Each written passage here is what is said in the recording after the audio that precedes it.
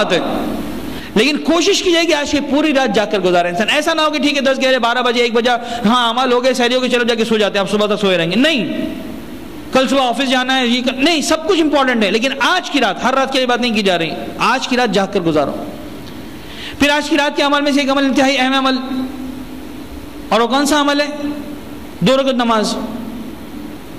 بہت سمپل سے نماز، 2 رکعت نماز. ہر نماز میں الحمد کے بعد 7 مرتبہ سورہ قل اللہ کی تلاوت، اور نماز سے فارغ ہونے کے بعد 70 مرتبہ استغفر اللہ و اتوب الیہ، خدا کی بارگاہ میں استغفار. بس پیغمبر اکرم صلی اللہ علیہ وآلہ وسلم ارشاد فرماتے ہیں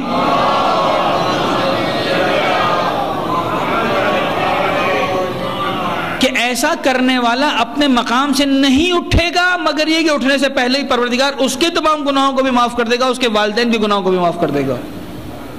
2 رکعت. لیکن حضرات گرامی، ان تمام باتوں کے ساتھ ساتھ ایک بات جو میں چاہ رہا ہوں کہ تھوڑا سا اس کو ہائی لائٹ کریں، گفتگو کو مکمل کر دیں، اور وہ یہ کہ آج کی رات سب سے اہم چیز جو مانگنے کی وہ کیا ہے. یعنی آج کی رات اگر ہمیں سوچیں کہ ہم ایک چیز اگر ہمیں ملنے والی ہے، دیکھیے زمانے کے امام کے ظہور کی دعا، زمانے کے امام کی سلامتی کی دعا ہو تو سب سے امپورٹنٹ ہے، اس سے بڑھ کر تو کچھ بھی نہیں ہے، کوئی چیز نہیں ہے. بلکہ ایک نصیحت میں یہاں پر اور کرتا چلوں، ایک وصیت اور کرتا چلوں، بلکہ اس کو آپ میری وصیت سمجھ کر ہی نوٹ کر لیجئے. ایک جملہ ہمارے یہاں مشہور ہے، ایک بات ہمارے یہاں مشہور ہے، شاید روایتوں میں بھی ہے کہ جب خانہ کعبہ پر پہلی نگاہ پڑتی ہے تو خدا ابتدائی 3 دعاؤں کو قبول کرتا ہے. میں وہاں بھی کہتا ہوں جب بھی خانہ کعبہ پر کئی سارے مومنین خدا ان کو نصیب کرتا ہے، عمرے پر جاتے ہیں، حج پر جاتے ہیں، اس سال بھی کئی سارے جانے والے، جب بھی پہلی نظر خانہ کعبہ پر پڑھیں خدا را سب سے پہلی دعا اپنے زمانے کے امام کے لیے مانگا کیجیے، مت مس کیجیے، کبھی بھی کسی بھی مرحلے پر زمانے کے امام کو مت مس کیجیے، پہلی دعا زمانے کے امام کے لیے مانگیں. لیکن اس کے بعد آج کی رات ایک انسان خدا سے کیا مانگ سکتا ہے، کیا مانگنا چاہیے، کیا ہونا چاہیے. ایسا گرامی ایک چیز میں آپ کی خدمت میں پیش کرنا چاہ رہا ہوں، اور وہ یہ کہ تمام دعاؤں کو دیکھنے کے بعد، تمام روایتوں کو دیکھنے کے بعد میں ایک نتیجے پر پہنچا کہ انسانی وجود کے لیے جو سب سے زیادہ امپورٹنٹ چیز ہے آج کی رات میں وہ یہ ہے کہ انسان اپنے آپ کو آتش جہنم سے نجات دلوا دے، جہنم کی آگ سے نجات دلوا دے. یہ بہت امپورٹنٹ ہے، بہت زیادہ امپورٹنٹ ہے. پورے رمضان کے اندر، پھر شب قدر کے اندر قدم قدم پر جو بات مجھے نظر آئی وہ نظر آئی آتش جہنم سے نجات. یعنی جنت کا حصول بھی مجھے سیکنڈری نظر آیا، پرائمری ایشو جو نظر آیا وہ نظر آیا کہ انسان اپنے آپ کو جہنم کی آگ سے نجات دلوا دے. یہ کیا، کیسے، اس کا کوئی استدلال، کوئی ثبوت؟ جی ہاں، آپ دیکھیے ایک دعا ہے جو پورا رمضان آپ پڑھتے ہیں، ہر واجب نماز کے بعد اور ہر مقام پر مومنین میں پڑھی جاتی ہے. یا علی یا عظیم یا غفور یا رحیم انت رب العظیم الذی لیس کمثلہ شیء وهو السمیع البصیر، پوری دعا. اب میرے پاس چونکہ وقت نہیں بچا میں پوری دعا کا ترجمہ پیش نہیں کر رہا ہوں، لیکن اس دعا میں ہم نے مانگا کچھ بھی نہیں ہے. اے بلند، اے عظیم، اے فلاں، تو نے اس مہینے میں قرآن نازل کیا، تو نے اس مہینے میں شب قدر بنائی، تو نے اس مہینے ایک رات کو یہ کیا، تو نے اس میں قرآن کو ہدایت بنایا، یہ کیا وہ کیا. سب کچھ کرنے کے بعد آخر میں جو انسان دعا مانگتا ہے وہ کیا دعا مانگتا ہے؟ هذا شهر نظمته وكرمته وشرفته وفضلته والاشهر وهو شهر الذي فرضت صيامه علي وهو شهر رمضان الذي انزلت فيه القرآن هدى للناس وبينات من الهدى والفرقان وجعلت فيه ليلة القدر وجعلتها خيرا من الف شهر فيا ذا المن ولا يمن عليك. آخر میں جو دعا کا سیشن ہے وہ اتنا سا ہے، یا ذا المن، اے صاحب احسان، ولا يمن عليك، تجھ پر کوئی احسان نہیں کیا جا سکتا. یہ احسان ہمیشہ ون سائیڈڈ ہے.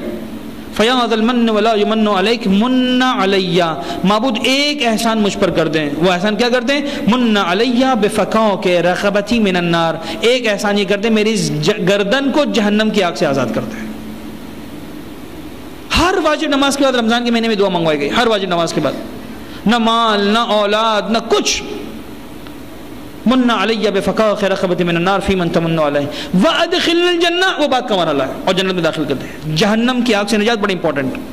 یہ پورے مہینے کے اندر چھائی ہوئی دعا، ہر واجب نماز کے بعد انسان کو ہاتھ اٹھا کر مانگی جانے والی دعا. اب بات کو آگے بڑھائیے، شب قدر کے اندر آ جائیے. شب قدر کے جو اہم ترین اعمال ہم لوگ انجام دیتے ہیں، کیا انجام دیتے ہیں؟ عام طور پر جو خانوں میں، مساجد میں جو اہم ترین اعمال کیے جاتے ہیں، کم ترین اعمال جو کی جاتے ہیں وہ 2 اعمال کیے جاتے ہیں، یا قرآن کے اعمال کیے جاتے ہیں یا جوشن کبیر پڑھی جاتی ہے. جوشن کبیر میں ہم کیا پڑھتے ہیں؟ پروردگار کے 1000 نام لے کر خدا کو پکارتے ہیں، یا اللہ ہو، یا رحمان ہو، یا رحیم ہو، یا کریم ہو، یا عظیم ہو، یا فلاں یا فلاں یا فلاں یا فلاں. مانگا تو کچھ بھی نہیں، پکارا. اور پکارنے کے بعد کیا کیا؟ سبحانک یا لا الہ الا انت، بابرکت ہے تیری ذات، تیرے سوا کوئی خدا نہیں ہے. الغوث الغوث، مدد کر مدد کر. کیا مدد کر؟ خلصنا من النار یا رب، معبود جہنم کی آگ سے نجات دے دے. یعنی پوری دعا جوشن کبیر میں اگر مانگا تو صرف ایک بات مانگی، جہنم کی آگ سے نجات. اس کے علاوہ کچھ نہیں مانگا، کچھ نہیں مانگا، صرف ایک بات. اور حضرت گرامی ایک جملہ مجھے کہنے دیجئے کہ جتنا بابرکت یہ دعا تھی، دعا جوشن کبیر، جتنا امپورٹنٹ یہ دعا تھی، جتنا عظیم یہ دعا تھی، اتنا ہی زیادہ مذاق ہم نے اس دعا کو اڑایا اہل بیت کے ماننے والوں نے. with very very sorry. اتنا ہی زیادہ مذاق اڑاتے ہیں. کیا مذاق اڑاتے ہیں؟ اس دعا کا نام لیتے ہیں، کبھی تسبیح پانی میں گھمانا شروع کر دیتے ہیں، کبھی دھاگے میں لے کر گرہ باندھنا شروع کر دیتے ہیں. ہم سمجھتے ہیں کہ ساری برکتیں اس میں ٹرانسفر ہو رہی ہیں. میرا خیال ہے شاید کسی بزرگ نے بچوں کو جگانے کے لیے کہا ہوگا کہ مثال کے طور پر ہر ایک بند کے اختتام پر تم دھاگے میں مثلا ایک گرہ لگا دو تاکہ بچہ سو نہ جائے. شاید آج ہمارے یہاں کوئی ایسی رسم بن گئی ہے کہ گویا معصوم نے دعائے جوشن کبیر پڑھاتے وقت باقاعدہ حکم دیا تھا کہ دھاگے میں گرہ لگانا ہی لگانا. ہمارے بزرگ بہن فرمایا کرتے تھے کہ خاتون دھاگے میں گرہ لگا رہی تھی، 97 گرہیں ہوئی، دھاگا مکمل ہو گیا، گھبرا گئی، دعائے جوشن کبیر آگے جا رہی تھی، انہوں نے فوراً سر پہ دوپٹہ اڑا تھا وہ اتار دیا اور دوپٹے میں گرہ لگا دی. 3 گرہیں آخر کی بچ گئیں. گھر جانے کے بعد اس دھاگے کو اینڈ کیا، ایک گرہ ادھر سے دوپٹے سے کھولی، ایک گرہ جو اس دھاگے میں لگا دی، پھر دوسری گرہ دوپٹے کی کھولی، دوسری گرہ اس دھاگے میں لگا دی، پھر تیسری گرہ کھولی دوپٹے میں اور تیسری گرہ. گویا باقاعدہ اکاؤنٹ ٹرانسفر کیا جا رہا ہے یہاں سے وہاں پر. This we are making joke of this dua. Please try to understand کہ اس دعا کا مذاق نہ اڑائیے. دعا جوشن کبیر کی عظمت کو پامال مت کیجیے اس دھاگے اور اس تسبیح کے اندر. دعا جوشن کبیر ان باتوں سے بہت بلند ہے جس طرح سے ہم اس کو پیش کرتے ہیں. میں سمجھتا ہوں کوئی دعا شاید ایسی نہ ہو جو دعا جوشن کبیر پڑھنے کے بعد انسان کی حل نہیں ہو سکتی. کوئی حاجت اور کوئی تمنا ایسی نہیں ہے جو دعا جوشن کبیر پڑھنے کے بعد حل نہیں ہو سکتی. اس میں اعظم ہے، اس کے اندر انتہائی مجرب دعا ہے. لفظ صحیح نہیں ہے، اس لیے کہ میرے منہ سے لفظ نکلا تو شاید لوگ غلط استعمال کرنا شروع کر دیں گے. سمجھانے کے لیے کہہ رہا ہوں کہ دعا گویا جادو کی طرح سے، جادو نہیں ہے لیکن جس طرح جادو کی تاثیر ہوتی ہے اس طرح کی تاثیر ہے اس دعا کی. دعا جوشن کبیر اتنا امپورٹنٹ دعا، خدا نہ مذاق مت اڑائیے اس دعا کا. آج کے پڑھے لکھے دور کے مسلمان، آج کے تہذیب یافتہ مومنین ان چیزوں میں الجھے ہوئے ہیں. جوشن کبیر تو بہت بات کی بات، اب تو وہ ایسے ایسے تماشے. اب یقین جانیے ہر دوسرے ہفتے ایک میسج میرے پاس آتا ہے، اللہم صلی اللہ سلوات، وہ بھی صحیح پڑھی ہوئی نہیں ہے، لکھی ہوئی نہیں ہے. ایس ایم ایس پر میسج آتا ہے غلط سلوات لکھی ہوئی، غلط سلوات. میں پوری گارنٹی کے ساتھ کہہ رہا ہوں اللہم صلی اللہ، کسی جاہل نے سلوات لکھی والی جو میسج پہ لکھی انگریزی میں اور لکھا ہے اس کو 7 آدمیوں کو فارورڈ کریں، آپ کو یہ ملنے والا ہے وہ ملنے والا ہے، please don't ignore, please don't فلان، اگر آپ نے نہیں کیا تو آپ کا نقصان ہونے والا ہے. میں کہتا ہوں نان سینس ہے یہ. ہم مذاق اڑا رہے ہیں پیغمبر اکرم کا، ہم مذاق اڑا رہے ہیں اہل بیت کا، ہم مذاق اڑا رہے ہیں علی کا اور عباس کا. مت کیجیے ایسے میسیجز.